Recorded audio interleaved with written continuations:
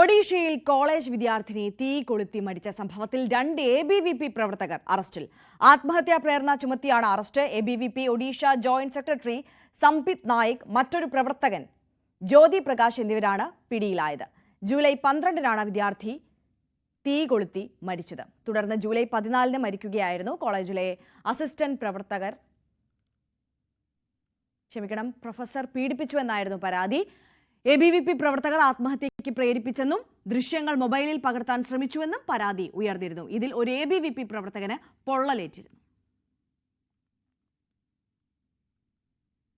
ഇനി അന്താരാഷ്ട്ര തലത്തിൽ നിന്നുള്ള പ്രധാനപ്പെട്ട വാർത്തയിലേക്ക് കടന്നാൽ, ട്രംപിന്റെ ഭീഷണിക്ക് ശക്തമായ മറുപടി നൽകി ഇന്ത്യ. രാജ്യത്തിന്റെ ദേശീയ സുരക്ഷയും സാമ്പത്തിക ഭദ്രതയും ഉറപ്പാക്കാൻ ഏതറ്റം വരെയും പോകുമെന്ന് വിദേശകാര്യ മന്ത്രാലയം. അമേരിക്കയും യൂറോപ്യൻ യൂണിയനും റഷ്യയുമായി വ്യാപാര ബന്ധം തുടരുന്നുവെന്നും ഇരട്ടത്താപ്പ് അംഗീകരിക്കാനാകില്ലെന്നും ഇന്ത്യ ആഞ്ഞടിച്ചു. ട്രംപിന്റെ താരിഫ് പ്രഖ്യാപനത്തിന് ശേഷം ആദ്യമായാണ് ഇന്ത്യ പരസ്യപ്പോരിന് തയ്യാറാകുന്നത്. അജയ് സുധാ ബിജു കൂടുതൽ വിവരങ്ങളുമായി ചേരുകയാണ്. Ajay, good morning. ഈ ട്രംപും യൂറോപ്യൻ യൂണിയനും ഇന്ത്യ ഇത്തരത്തിൽ ഊഷ്മളമായ ഒരു വ്യാപാര ബന്ധം റഷ്യയുമായി തുടരുന്നതിൽ വലിയ പ്രതിഷേധം, ഭീഷണിയും ഒക്കെ ഉയർത്തിയിരുന്ന ഒരു സാഹചര്യം ഉണ്ടായിരുന്നു. അതായത് റഷ്യയുമായി വ്യാപാര ബന്ധം തുടരുന്നതിലൂടെ യുക്രൈനിലെ ജനതയോട് നീതികേട് കാട്ടുകയാണ് ഇന്ത്യ എന്ന തരത്തിലായിരുന്നു അവരുടെ ഭാഗത്തു നിന്നുള്ള പരാമർശങ്ങളും. അത് തുടരുകയാണെന്നുണ്ടെങ്കിൽ ശക്തമായ നടപടി ഉണ്ടാകുമെന്നുള്ള ഭീഷണിയും ഉണ്ടായിരുന്നു. എന്തായാലും അതിന് ശക്തമായ മറുപടി ഇപ്പോൾ ഇന്ത്യ നൽകിയിരിക്കുകയാണ്. അമേരിക്കയ്ക്കും യൂറോപ്യൻ യൂണിയനും ഒക്കെ വ്യാപാര ബന്ധം തുടരാമെങ്കിൽ ഇന്ത്യക്ക് എന്തുകൊണ്ടായിക്കൂടാ? അപ്പോൾ ഈ ഒരു നിലപാട് സ്വീകരിക്കുന്നത് ഇരട്ടത്താപ്പല്ലേ എന്ന ശക്തമായ ചോദ്യം ചോദിക്കുകയാണ് ഇന്ത്യ, അല്ലേ? അതെ, തീർച്ചയായിട്ടും.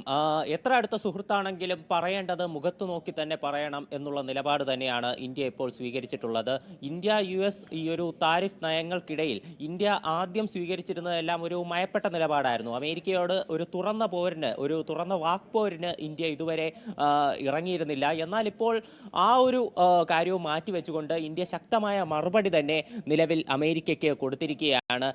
രൺധീർ ജയ്സ്വാൾ, വിദേശകാര്യ വക്താവായിട്ടുള്ള രൺധീർ ജയ്സ്വാളാണ് ഇത്തരത്തിലൊരു പ്രസ്താവന ഇറക്കിയത്.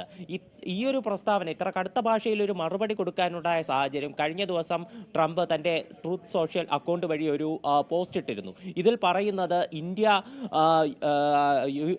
ഇന്ത്യ റഷ്യയിൽ നിന്ന് എണ്ണ വാങ്ങുന്നത് അത് ഇന്ത്യ ഉപയോഗിക്കുക മാത്രമല്ല, അത് ആഗോള മാർക്കറ്റിൽ ഇന്ത്യ മറിച്ചു വിൽക്കുകയും ചെയ്യുന്നു. യുക്രൈനിൽ കൊല്ലപ്പെടുന്ന സാധാരണക്കാരായ ജനങ്ങളുടെ ജീവന് ഇന്ത്യ യാതൊരു വിലയും കൽപ്പിക്കുന്നില്ല.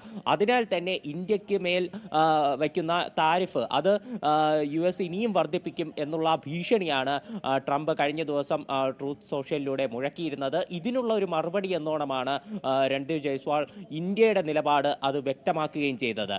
അദ്ദേഹം സൂചിപ്പിക്കുന്ന ഒരു പ്രധാനപ്പെട്ട കാര്യമെന്ന് പറയുന്നത്, ഇന്ത്യ റഷ്യയിൽ നിന്ന് ഇപ്പോൾ 36% എണ്ണ ഇന്ത്യയിൽ ഇറക്കുമതി ചെയ്യുന്നു. 36% എണ്ണ, ഇത്രയധികം എണ്ണ റഷ്യയിൽ നിന്ന് ഇറക്കുമതി ചെയ്യാനുള്ള കാരണം അത് അമേരിക്ക തന്നെയാണ്. പ്രത്യേകിച്ച് യുക്രൈൻ റഷ്യ സംഘർഷങ്ങൾ തുടങ്ങിയതിന് ശേഷം മിഡിൽ ഈസ്റ്റ് രാജ്യങ്ങൾ, ഇന്ത്യക്ക് പ്രധാനമായിട്ടും എണ്ണ കച്ചവടം ചെയ്തുകൊണ്ടിരുന്നത് മിഡിൽ ഈസ്റ്റ് രാജ്യങ്ങളായിരുന്നു. അവരവരുടെ ശ്രദ്ധ കൂടുതൽ യൂറോപ്യൻ രാജ്യങ്ങളിലേക്ക് എണ്ണ സപ്ലൈ ചെയ്യുന്നതിന് വേണ്ടി ചെലുത്തി. യൂറോപ്പ് അപ്പോഴാണ് റഷ്യയിൽ നിന്ന് എണ്ണ വാങ്ങുന്നത് നിർത്തി എന്നുള്ളത് ശ്രദ്ധേയമാണ്. അപ്പോൾ ഈ സമയത്ത് മിഡിൽ ഈസ്റ്റ് രാജ്യങ്ങൾ, ഇന്ത്യക്ക് പ്രധാനമായിട്ട് സപ്ലൈ ചെയ്തുകൊണ്ടിരുന്ന മിഡിൽ ഈസ്റ്റ് രാജ്യങ്ങൾ യൂറോപ്പിന് എണ്ണ സപ്ലൈ ചെയ്യാൻ തുടങ്ങി. ഈ സമയത്ത് ഇന്ത്യ റഷ്യയിൽ നിന്ന് എണ്ണ വാങ്ങിയിരുന്നു. US ഇത് ആദ്യഘട്ടത്തിൽ ഇന്ത്യയെ പിന്തുണച്ചിരുന്നു. കാര്യം ആഗോള എണ്ണ വില നിയന്ത്രിച്ച് നിർത്തുന്നതിൽ റഷ്യയിൽ നിന്ന് എണ്ണ വാങ്ങുന്നത് അനിവാര്യമാണെന്നത് കാരണം US ഇതിനെ സപ്പോർട്ട് ചെയ്തിരുന്നു. എന്നിട്ടാണ് ഇപ്പോൾ ഇന്ത്യയോട് ഇരട്ടത്താപ്പ് സ്വീകരിക്കുന്നതെന്നാണ് പറയുന്നത്. മാത്രമല്ല, യൂറോപ്യൻ യൂണിയനും അതുപോലെ തന്നെ അമേരിക്കയും റഷ്യയിൽ നിന്ന് വാങ്ങുന്ന സാധനങ്ങളുടെ പട്ടിക ഉൾപ്പെടെ ഇന്ത്യ ഇപ്പോൾ കൃത്യമായിട്ട് എടുത്ത് പറയുന്നുണ്ട്. ഇപ്പോൾ യൂറോപ്യൻ യൂണിയൻ്റെ ഇപ്പോൾ റഷ്യയുമായിട്ടുള്ള ബിസിനസ് നോക്കുകയാണെങ്കിൽ 2024 മാത്രം അവർ 64.5 ബില്യൺ യൂറോയുടെ ബിസിനസ് റഷ്യയുമായിട്ട് നടത്തിയിരുന്നു യൂറോപ്യൻ യൂണിയൻ. ഇത് 2023 17.2 ബില്യൻ്റെതായിരുന്നു. എന്നാൽ 2024 ആയപ്പോൾ കഴിഞ്ഞപ്പോഴത്തേക്കും ഇത് ഇരട്ടിയായി. അതായത് സംഘർഷങ്ങൾക്ക് ശേഷം ഇത് ഓരോ വർഷവും വർദ്ധിച്ചുകൊണ്ടിരിക്കുകയാണ് എന്ന് കാണാൻ പറ്റും. യുക്രൈൻ റഷ്യ സംഘർഷം തുടങ്ങി 2022 ശേഷം ഇത് പിന്നെയും വർദ്ധിച്ചുകൊണ്ടിരിക്കുകയാണ്. ഇതുൾപ്പെടെ ഇന്ത്യ ചൂണ്ടിക്കാട്ടുന്നുണ്ട്. അതുപോലെ തന്നെ യൂറോപ്യൻ യൂണിയൻ അത് റഷ്യയിൽ നിന്ന് ഇപ്പോഴും ഊർജ്ജ ഇറക്കുമതി നടത്തുന്നുണ്ട്. അത് ക്രൂഡ് ഓയിൽ അല്ല, പകരം LNGയുടെ ഇറക്കുമതിയാണ് ഇപ്പോൾ റഷ്യയിൽ നിന്ന് നടത്തുന്നത്. അത് 2024 നോക്കുകയാണെങ്കിൽ 16.5 mm അത് ഇറക്കുമതി ചെയ്തിരുന്നു. ഇത് 2022 15.21 mm ടൺ മാത്രമായിരുന്നു. ഇതാണ് 2024 ആയപ്പോഴേക്കും 16.5 mm ടൺ ആയത്. അതായത് സംഘർഷങ്ങൾ ആരംഭിച്ചതിന് ശേഷം ഇതും വർദ്ധിപ്പിച്ചിട്ടുണ്ട്. LNG ഇറക്കുമതി റഷ്യയിൽ നിന്ന് ഇറക്കുമതി ചെയ്യുന്നത് അത് യൂറോപ്യൻ യൂണിയൻ വർദ്ധിപ്പിച്ചിട്ടുണ്ട്.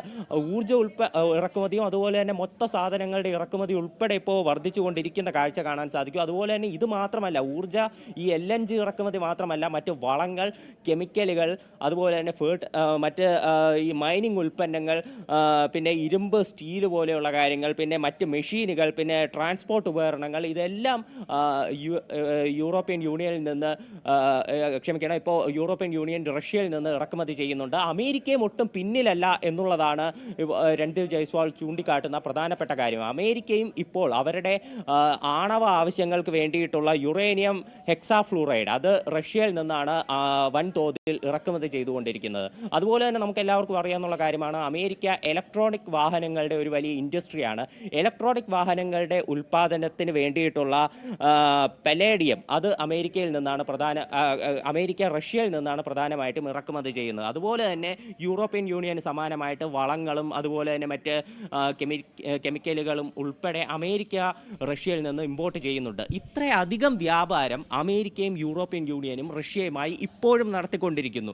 അപ്പോൾ അതേ സമയമാണ് അതും ഇന്ത്യ നടത്തുന്നതിനേക്കാൾ കൂടുതൽ തുകയിൽ റഷ്യയുമായി വ്യാപാരം നടത്തുന്നു. അപ്പോൾ ഈ സാഹചര്യത്തിൽ ഇന്ത്യയെ മാത്രം എന്തിനാണ് കുറ്റപ്പെടുത്തുന്നത് എന്നുള്ള ചോദ്യമാണ് അമേരിക്കയോടും അതുപോലെ യൂറോപ്യൻ യൂണിയനോടും ചോദിക്കുന്നത്. ഇന്ത്യ അതിൻ്റെ ദേശീയ താല്പര്യങ്ങൾ സംരക്ഷിക്കുന്നതിനും അതുപോലെ തന്നെ സാമ്പത്തിക ഭദ്രതയ്ക്കും വേണ്ടി ഏതറ്റം വരെയും പോകും എന്ന് പറഞ്ഞുകൊണ്ടാണ് രൺദീപ് ജയ്സ്വാൾ ഈ ഒരു മുന്നറിയിപ്പ് അത് നിർത്തുന്നത്.